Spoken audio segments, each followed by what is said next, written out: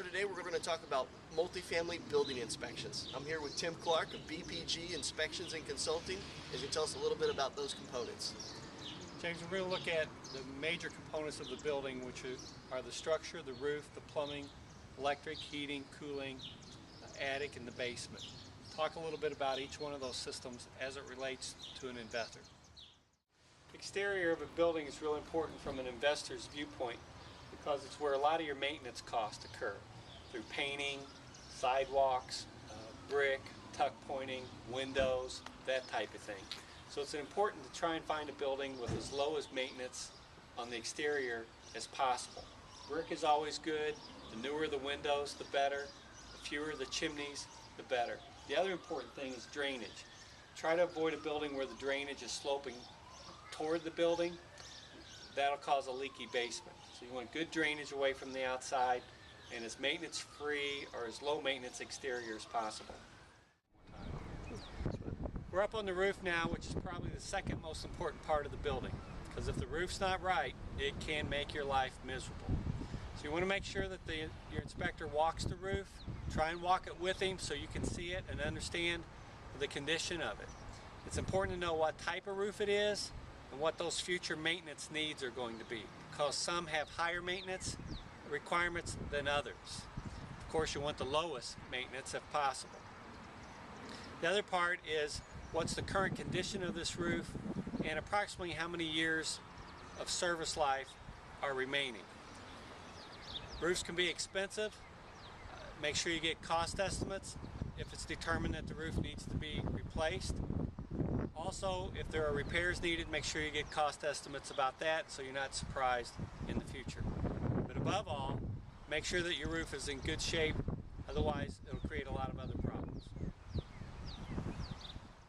When you go through the apartment inspections, it's important to treat them much like you would if you were inspecting a house. You're looking at the wall outlets on the electrical side, the switches, smoke detectors, conditions of the windows, are there screens, are overall conditions going to be safe for the tenants. From a functional standpoint, in the kitchen, you want to know if the appliances work, if they're safe, like anti-tip devices on your stoves. Maybe the water is too hot, it could scald your tenants. Do the disposals work? What about the outlets? Are they nice and tight because they get a lot of use in kitchens? Exhaust fans, where are those ducting to? Also refrigerators, the various appliances, doors, fire escape issues, all those get considered on the interior. The other real important part on the interior inspection is the plumbing, because plumbing can be problematic, so it's important that flush the toilets, that the sinks get operated, that the tubs work, that the tiles, shower walls are not spongy and loose. All that needs to be checked closely. Make sure that it's in good shape. In a multifamily building, typically you have a heating unit and a cooling unit for each apartment. So that means you have a fleet of heating and cooling equipment. During the inspection, it's important to note the average age of that fleet. Typically, an air conditioner lasts about 15 years. A furnace will last about 20 years. If your average furnace age is 25 years and your average air conditioner age is 17 years, then you know you're going to have a lot of operating costs in repair and replacements of those heating and cooling units. On a multifamily or commercial building inspection, the plumbing is one of the most important parts, because if the plumbing's not working right, it's going to make your tenants miserable, and subsequently, as the building owner, it's going to make your life miserable. So you want to make sure that the plumbing is as good and as leak-free and as maintenance-free as possible. One of the biggest cost items of plumbing are these cast iron plumbing stacks. Many times they'll rust from the inside, they rust out, they begin to leak. It's toilet water running through there, they have to be replaced. So make sure you check them close, you get a good water test up above, and then check them while you're in the basement for leaks, and you'll need a licensed plumber to replace them if they need to be replaced.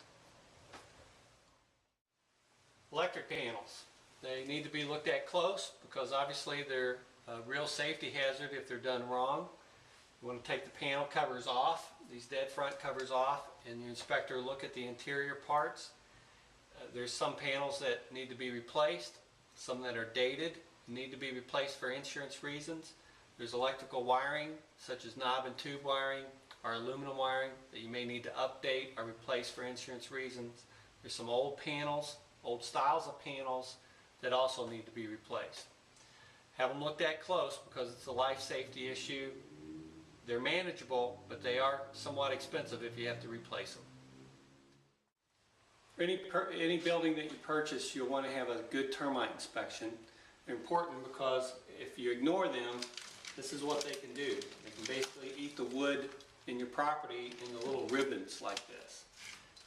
It's not as bad as it sounds if you have a good annual termite inspection. Termites can eat about a 6-foot long 2x4 every year. If you ignore them for a decade, they can do quite a bit of damage. So have a good annual termite inspection and you'll be okay.